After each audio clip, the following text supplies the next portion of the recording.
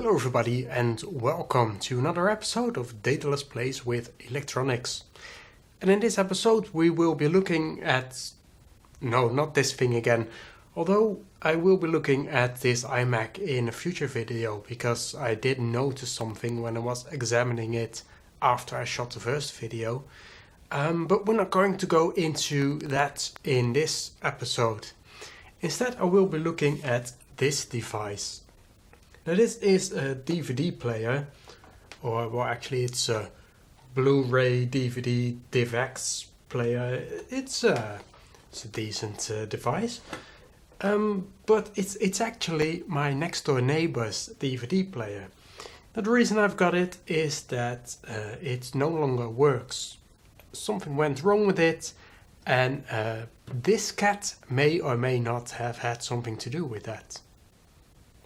So in short, what happened? Well, my neighbor had this player on a shelf under the TV, and her cat probably knocked it off in the night, and when she came downstairs she found it standing on its front face on the floor.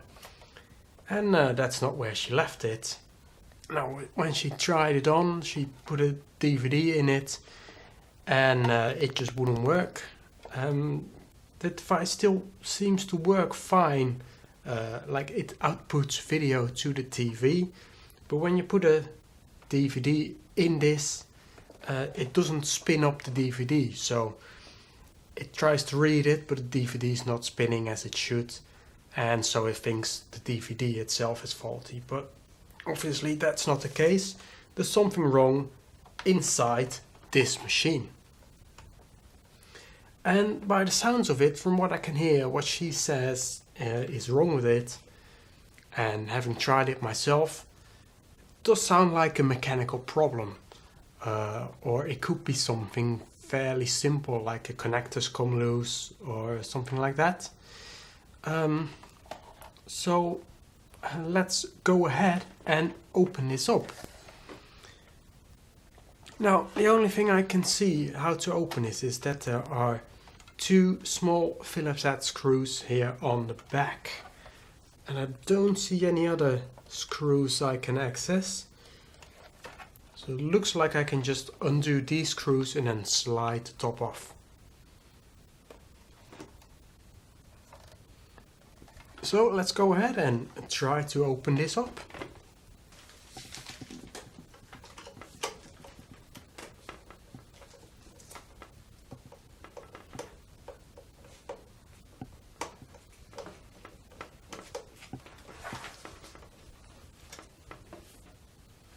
So that's the screws taken off, and let's see if this actually does open.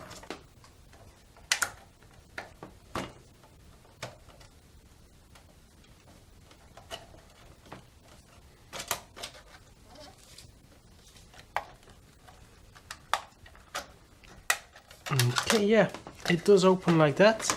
So let's see if I can carefully take that out so I can take the whole top cover off. And there we are inside this machine. Now, first glance, I don't really see anything wrong with this.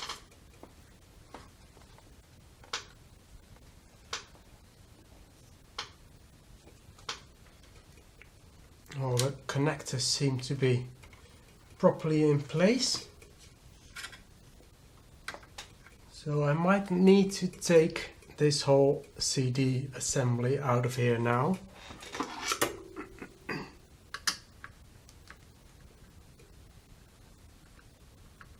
And that's just held in there with these two screws, it looks like. So let's take them out.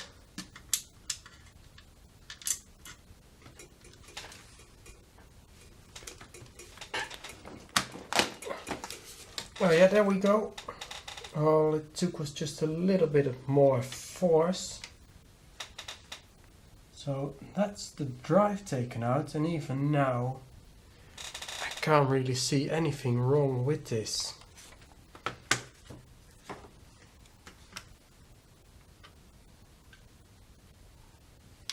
But if I look at it, so it fell on the front and there's this motor right here. So maybe this little motor got damaged when it actually hit the floor.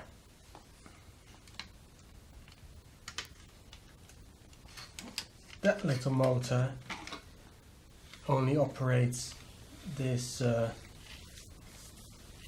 this whole sliding motion, and there's nothing actually wrong with that. It's this motor here that doesn't seem to be spinning up. So I'm wondering if there's any way that I can get closer to that motor. So I'm thinking to get there I might need to take these screws out here.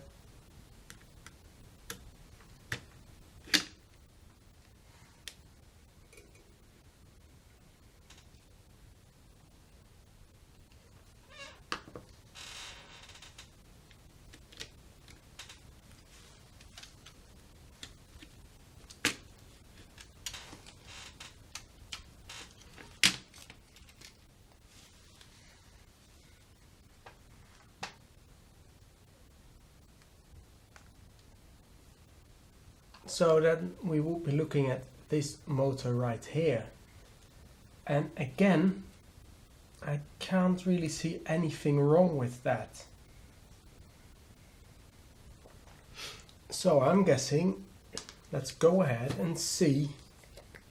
There might be something wrong with this tiny ribbon cable. Maybe that somehow got a bit of a shock when the player fell on the floor.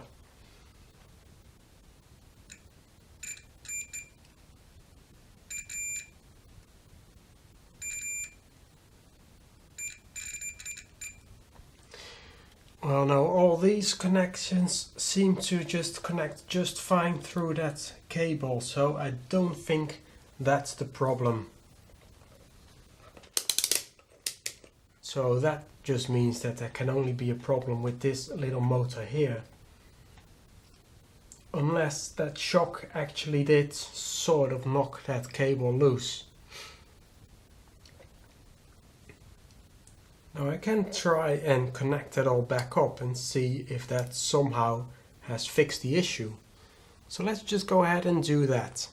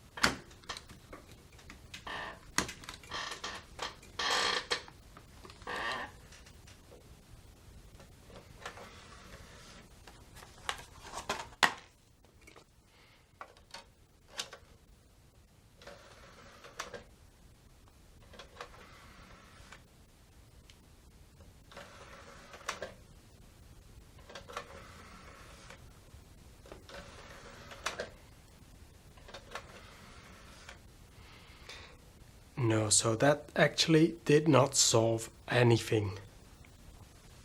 And let's actually try that again, this time with the hood off, see if maybe we can see anything happening.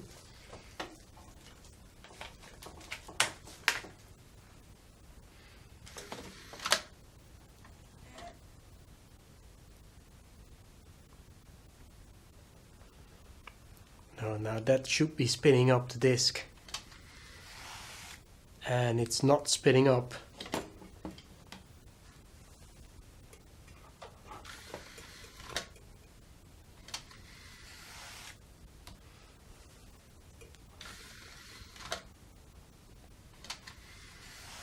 So no, it really doesn't want to do anything.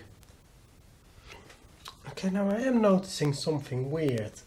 And that's that this ribbon cable here is very loose, and I can't seem to get it back properly in the connector. Now I don't know if it was like that when I just opened it, or if maybe that's actually the problem. So I'm sort of trying to really get this hinge shut, but that connector just falls out like that.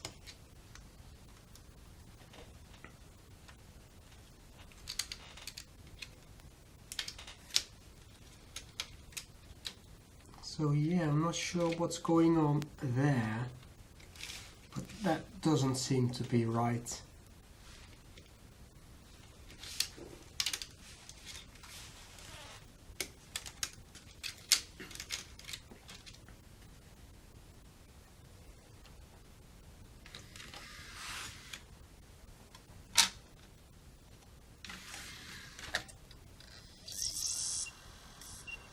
Aha!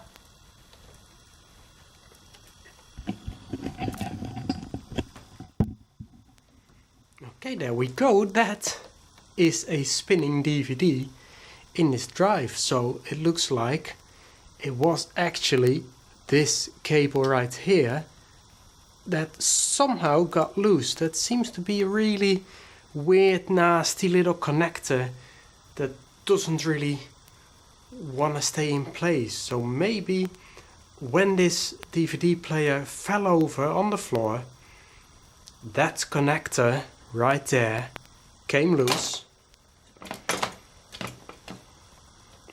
and that actually caused this whole player to stop functioning. So there we go, that seems to have fixed the problem. Now I don't have a TV or any device that I can connect this player to, so I don't know for sure, but the main problem was that the disc wasn't spinning, and obviously now it is spinning. So hopefully that did solve the problem.